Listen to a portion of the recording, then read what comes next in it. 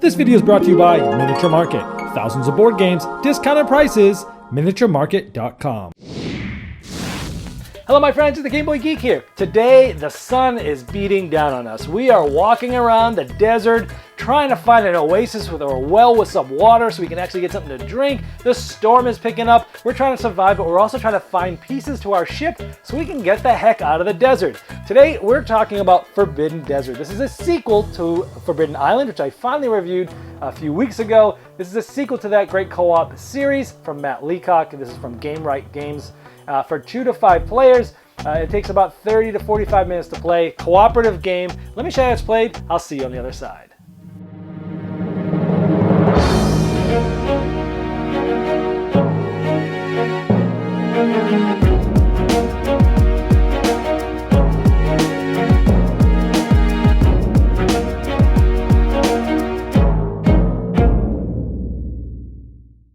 In Forbidden Desert, you are trying to find the bits and pieces of this ship. Put it together and get out.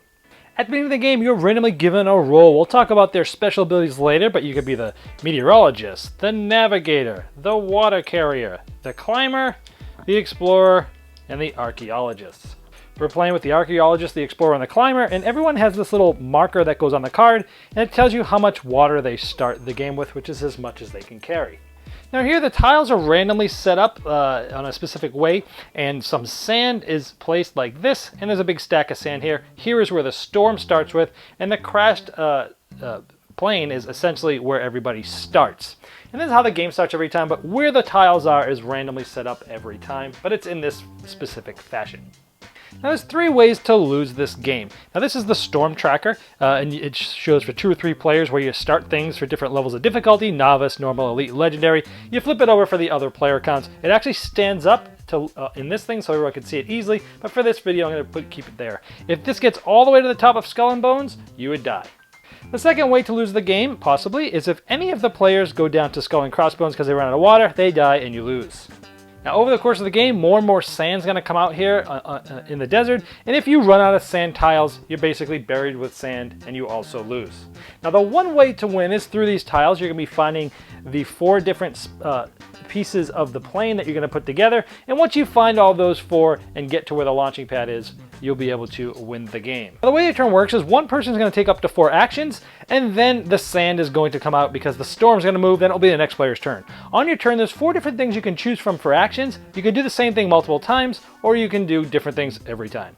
So for example, one of your action points, everything costs 1 action point, and you get 4 of those. One thing you can do is excavate. If you're on a tile that has no sand on it, you can excavate it, meaning you flip it up. Now, different things will happen with these different tiles. If you see a gear here, you will actually pull one of these gear cards and you'll get to put it face up. These do some special things and help you out throughout the game. I'll go over some of these a little bit later, but those essentially give you some special abilities. So excavating is one, and you have to be on that tile with no sand on it. Another thing you could do is you could remove sand. So this one here is I could, for one action, I can remove this sand, and I could do that for any place that's orthogonally adjacent, up, down, left, right from where I am, and then I could maybe move there and then excavate there, so that would be 4 moves. Now the well is interesting. The well is, there's 3 of these in the game. They all have this little water sign.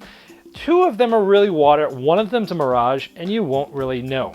You usually save these till later in the game, but one thing you can do is flip them over. If it's a well, which it is, everybody who's on it at that time gets to move their water up. So let's say at this point, I know it was the beginning of the game, I'd probably still be full, but let's say I only had 1 water left. Anyone who was on that well, when it got found, gets to go up 2. The other players would not have gotten to go up because they weren't with me when we did that. So that's a strategic plan as to when to draw and look for that well. There's one more action you can possibly do. We'll get to that a little later, but at the end of the turn, essentially you draw a storm card. Now the amount of storm cards that you draw is where the storm level is right now, and this is in this orange area, so we're going to draw 3 storm cards and the storm is going to move. So for example, the first storm card is, the storm is going to move to the right twice.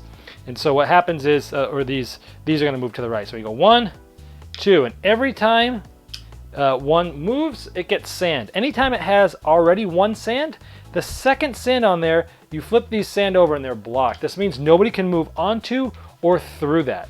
We come up to a second card here. We see that it's going to move, the cards are going to move down 1. So we would go like that. And this has no sand, so you just put a single sand. And then for the last one, ooh, it's going to go left 3 times. That's not good. It goes 1, 2, 3. And all 3 of those would get sand. 2 of them are now blocked.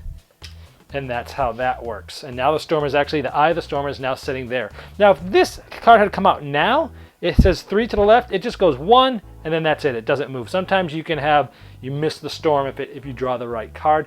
And then it'll be the next player's turn. Now, if one of your guys is on that tile when it's now impassable, they have to remove this, at least get down to 1 or less sand using actions before they can now move. Now, the last action I want to talk to you about that we haven't talked about is getting a part. So let me show you an example. Let's say this player did this sand, moved here, and then excavated. What we see is that there is a possible propeller. This is one of the pieces. And what we see is that it's a grid. We know it's going to be in this area here.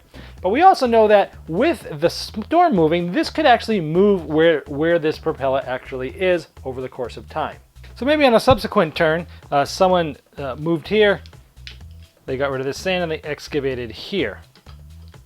We now know that this propeller is on this way and it's on this thing. So that means where these 2 things interject is where the propeller is. Now also keep in mind, again, if that storm moves, that storm can move this thing around. Sometimes this can get a lot of sand and then it's buried and you have to kind of bury down the sand before you get it. But for an action, if you're on where something is, you can pick up this piece for an action, which is picking up a part, and you can place it on the spot on the plane. In this case, the propeller actually goes on the back. And this thing would go just like that.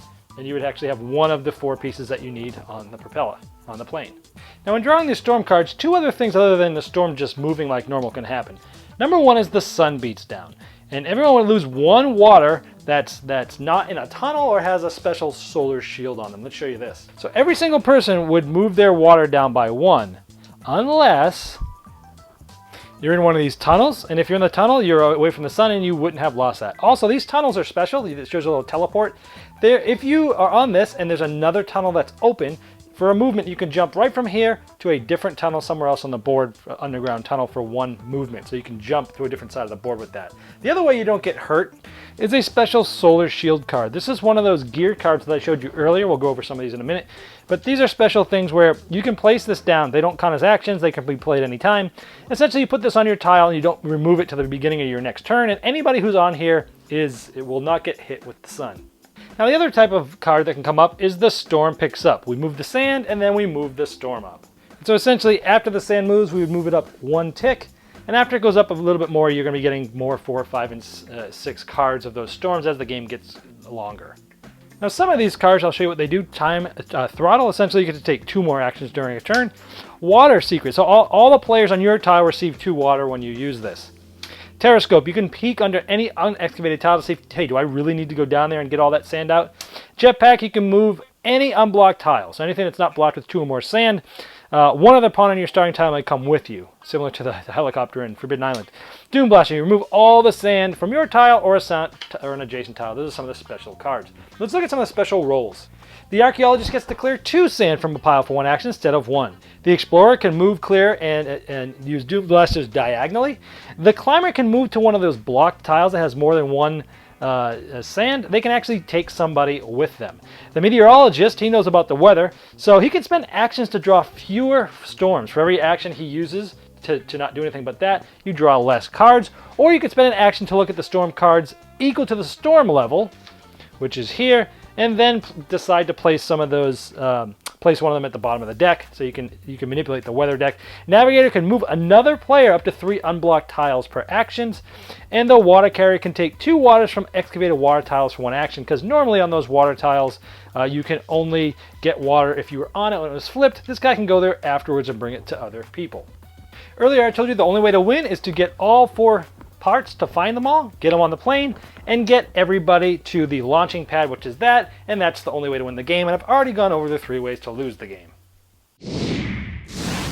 Now, if you watch my videos, you probably saw my Forbidden Island, the little brother to this, that my review that I finally did, and how that was just an amazing game for me. It's simple, but it's really what got me back into the hobby. And this, I was so excited for this. I said, oh wow, they're gonna take the same mechanisms, similar feel and theme and artwork from Forbidden Island and add a little bit to it. And I gotta say, for what they were trying to do, I think they did it perfectly. It did take the mechanisms and the types of rolls.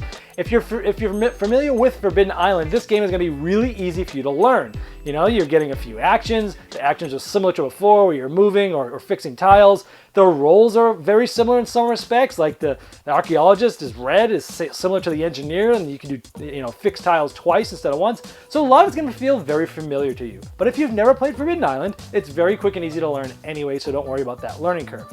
Now, this game does have a little bit mechanically or thought-wise, a little bit more going on than I'd say Forbidden Island does. I'd say it's got a little bit more depth, a little bit more meat to it.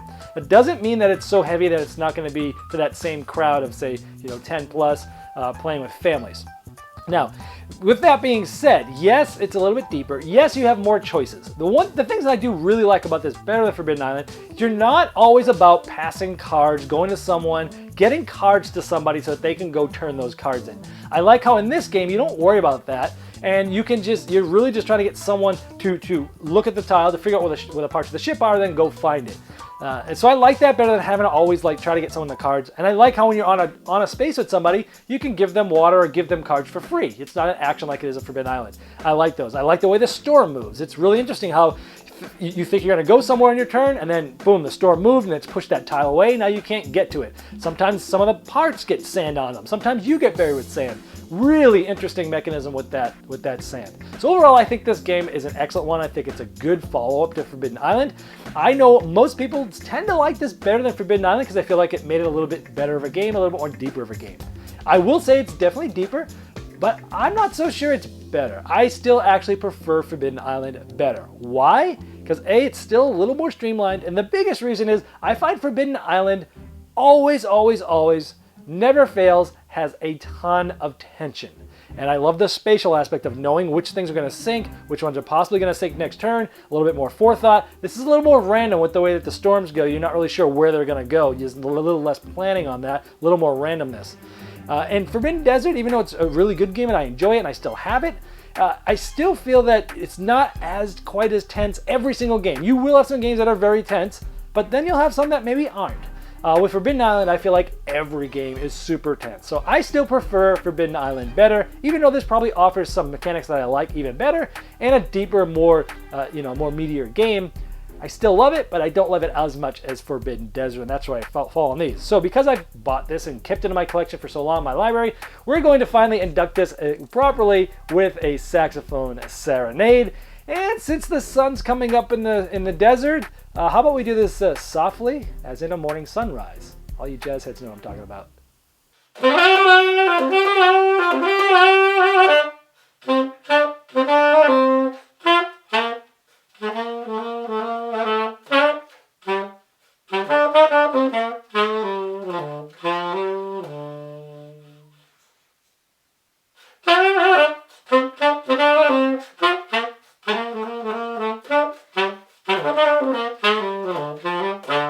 This video was sponsored by Miniature Market's Review Corner. The Review Corner features podcasts, video, and written game reviews by gamers for gamers. Miniature Market, the online gaming superstore. Thousands of board games, discounted prices. Check them out at miniaturemarket.com.